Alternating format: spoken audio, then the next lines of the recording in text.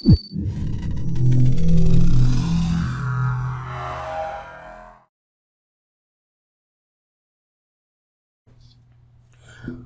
going on? Welcome to the Wrestling Replay. It's Kato here with the WWE SmackDown Replay of the Week.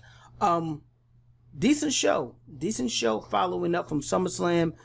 A lot more storyline advancement. I will say this episode of SmackDown was possibly not as good as the Monday Night Raw, and that hasn't been the case for a long time. But I did like to see some of the advancements we got. Let's go ahead and get into these matches we had. Cesaro defeat Chad Gable via disqualification. Now, me personally, I was enjoying the Cesaro match versus Chad Gable until Otis interfered. Now this is kind of just being like the reoccurring theme. Chad gets in trouble, Otis interferes. I like Otis in the role that he's on right now. I like him being that dominant figure. I like him being, that enforcer type role. But now I feel like the WWE, the writers and everybody need to do something with Chad Gable to allow him to utilize this big man that he has in his corner that's pretty much is willing to do whatever to protect Chad Gable. Whether that's put him in line for an Intercontinental title shot or, take out Big E for that briefcase. Something. I think you need to go ahead and utilize Otis in that fashion to help really push Chad Gable. If you're going to do it, this is the time. If not, let these two focus on tag team wrestling because the tag team division has been kind of weak, to be honest. Now, speaking of the tag team division, I seen Shinsuke Nakamura and Rick Boogs. They defeated the Dirty Dogs, man. They defeated the former tag team champions, Dolph Ziggler and Robert Roode. Straight up just beat the guys. Now, that's very concerning to me because Shinsuke being an Intercontinental champion, Rick being his partner, absolutely fine with that. But let's be honest, how focused are they really going to be on tag team wrestling? Unless they got plans of possibly pushing somebody to an Intercontinental title, maybe an Edge, maybe a Rollins, somebody like that to go ahead and carry that title. An upper mid-card guy would have to do that. Or, hell, put Chad Gable in that position since you have someone like Otis on the outside of the ring that can actually help him get this victory. That would make sense. But they did get the win. I guess they're moving up the tag team ladder in hopes of maybe getting a tag team title shot eventually. We'll have to see what goes on with that. We also seen Sami Zayn. We haven't seen Sami in a while. He defeated Dominic Mysterio. The WWE does a great job of constantly putting Dominic in the ring with guys who are absolute ring generals. I mean, really good inside the ring. They can carry a match. I mean, Sami Zayn could probably have a match with a dummy, not calling Rey Mysterio Dominic Mysterio a dummy, but he can make it entertaining, right? So when you're in there with guys like that, with the Rollins, with the Buddy Murphys, with the Sami Zayns, the AJ Styles, and people like that, those type of people, they can carry the match for you because they're so good inside of the ring. And Dominic, that's where I feel like he's getting the best, the best bang for his buck with him being on the main roster right now, on that SmackDown roster, because of the talent that he gets to work with and learn from. He's going to become really polished by time in the next couple years. By time he's, taking his bumps and bruises and learning, he's getting better inside the ring. So as long as he's constantly working with these guys, he's definitely going to be pretty good. And I can see in the next couple years, to be honest. Now, I had to get those out the way because we got to go ahead and get to what we need to get to, right? SmackDown opened up the show with Becky Lynch, the SmackDown Women's Champion. And look, I guess this is WWE attempt at turning Becky heel, and if it wasn't executed properly. It wasn't done as well as it could have been done. So I'm not going to say that this is her for sure heel turn, right? Bianca comes out, of course, she wants her rematch, and that leads a few other women to come out, Zelina Vega and Carmella. So that leads to a fatal 4-way match with Carmella, Zelina Vega, Liv Morgan, and Bianca Belair. I'll say this. as pissed as I am at what happened at SummerSlam, how that match went down, how everything turned out, they have a chance to make this right. Bianca can come out of this feud looking like the ultimate babyface. I mean, she already has red hot momentum, right? She's already over as it is. Coming out of this rivalry with Becky Lynch, she can be even more over. Her momentum can be even hotter than what she was before she lost that title to Becky Lynch. And I say that because of this, right? I say that because if Becky is making a full heel turn, right, she's going to be the ultimate heel for sure in that women's division. Between her and Charlotte Flair, you got the ultimate heels, and you haven't seen Becky Lynch in a heel role in a really long time. So that's going to help, right? Becky is great on the microphone, so that's going to help. Bianca Belair, she's overcame the Baileys. She overcame the Carmella. She overcame the Sasha Banks. This is a hurdle. This is the highest hurdle that she can achieve and jump over on that SmackDown brand right now. Hell, essentially, she's between Charlotte and between Becky.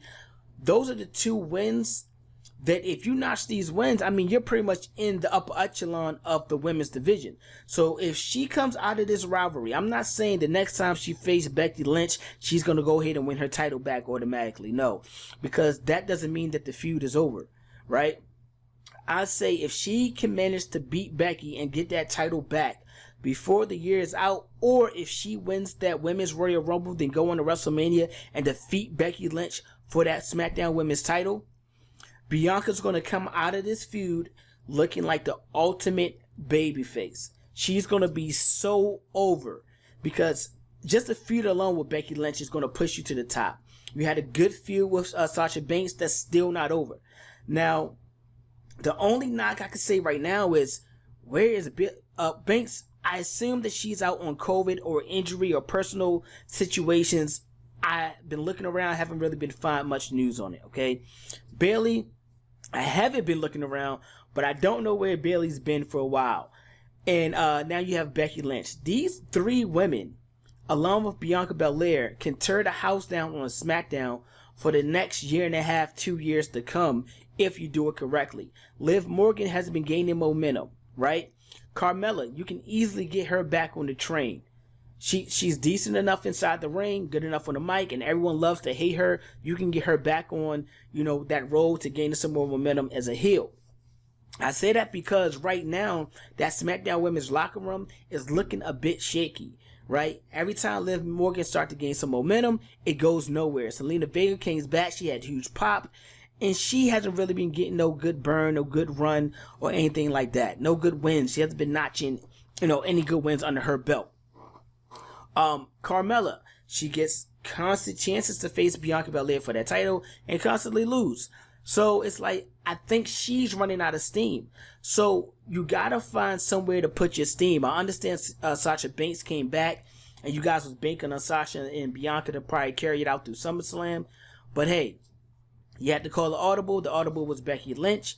Hopefully Banks is, returns 100% and she's going to be all right. If she does, you can get everything right back on the focus, right? But I think this would be a great opportunity for somebody like Liv Morgan to then feud with someone like Sasha Banks to help give Liv Morgan some rub to start building that SmackDown Women's locker room back to that prestige it was earlier this year. So I'm looking forward to this feud with Becky and Bianca, and I think that at the end of it all, when it's all said and done, that Bianca, if they do it right, Bianca can come out looking like the ultimate babyface, and she'll have a title back. So we gotta see how this plays out. I believe Becky will be on the SmackDown on that September the 10th episode. So be on the lookout for Becky then. Also, Finn Balor, Roman Reigns, it looked like it's finally going down. I'm glad they didn't just move Finn Balor to the side and just kind of forget about him, since Roman Reigns ended up going against John Cena at SummerSlam. So it looks like we're going to get Finn Balor and Roman Reigns. More importantly for me, we're going to get the Street Profits and the Usos. This has been a tag team dream match for me that I've been talking about for the better part of a year now. Jay was gone. Jimmy was out. The Street Profits, they had injuries. Now we have Montez Ford. He's back 100%. We have Jimmy. He's back 100%. The Usos is the tag team champions. The Street Profits came out when the Usos and Roman Reigns decided to jump on Finn Balor to make the save. So hopefully, I really hope on SmackDown we get that 3-man tag team that is kind of hinting towards anyway. But I really want to see that match. I think that would be a great matchup. And I would love to see Street Profits and the Usos in the Hell in a Cell at some point. I think that would be pretty dope too. So they did a smart job by going right back to Finn Balor and Roman Reigns, because that was a storyline left unfinished and a storyline that the fans seem to be very interested in anyway. And now with the Street Profits and Usos, the promos for this match is going to be insane, because these two teams are great on the microphone, and inside the ring is going to be absolutely amazing. Now I hope we don't get tied up with a lot of Jay versus Montez, then Jimmy versus, Montez, and then Jay versus Dawkins, and Jimmy versus Doc. I hope we can skip past all that, right? Give me a 3-man tag team match. I would love that. And then maybe give me one one-on-one match with each member of the teams. And that's it. One one-on-one match. One triple 3-man tag team match. Let's have a little brawl or whatever. Let's do a Bray Wyatt layout again. Let them have a little rap battle or something like that. And then, let's roll it right into a pay-per-view. Boom, that's all we need to do. We don't need to keep, oversaturating this feud, because this feud is already good enough as it is. Now, excuse me, if you haven't already, make sure you hit that like, subscribe, turn your notifications. So anytime we drop a video, you guys will be the first one to see it. Click on it, drop a comment, hit us in the DMs, let us know what you like, don't like. To me personally, this Finn Balor, Roman Reigns, Street Profits, Usos, Bianca Belair, and Becky Lynch, when I get that at a pay-per-view, I'm satisfied. Those 3 matches alone should burn the house down. Now, we do have to see what's going on with Edge, where he's going to go, and what's going to happen with Seth Rollins, who hinted at he need to be more like Edge. I hope this isn't a situation where Rollins is starting to be a little bit more gimmicky, and he dresses up like different phases of Edge, like maybe the Brood one time, then maybe the Rated R Superstar or Rated R Rollins or something like that. I hope this is not what they're going to do with Rollins, man. But let me know what you guys think. What you feel about that Roman Reigns and Finn Balor feud. Let me know what you guys think about the Usos, Street Profits, and most importantly, Becky Lynch and Bianca. Who do you want to see come on top? What do you think will happen with that feud when it's all said and done? Will Becky retain that title? Will Bianca get it back? Let me know. Hit me up. Make sure you're following us on Instagram at The Wrestling Replay. That's where we have our giveaways, our contests, and everything like that. Speaking of which, man, this is so addictive, dude. I tell you, it's so addictive. You see that?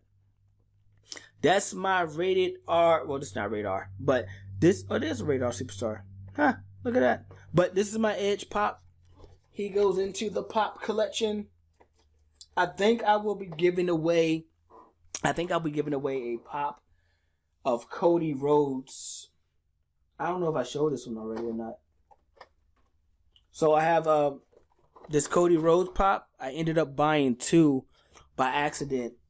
I bought 2 Young Bucks, but when I got them, I realized that they're both different, so I'm going to keep those. But I may give away that Cody Rhodes at All Out. So make sure you're following us at The Wrestling Replay on Instagram, because that's the only place that you'll see the giveaways and the contests that we have. And you want to be involved. I'm telling you, trust me. But that's all we got this week for SmackDown, man. We're going to be rolling right in next week. I like what's going on with Monday Night Raw, so I can't wait for that to drop and drop that video for you all. All right? But until then, I'm Kato. I'm out of here. Peace.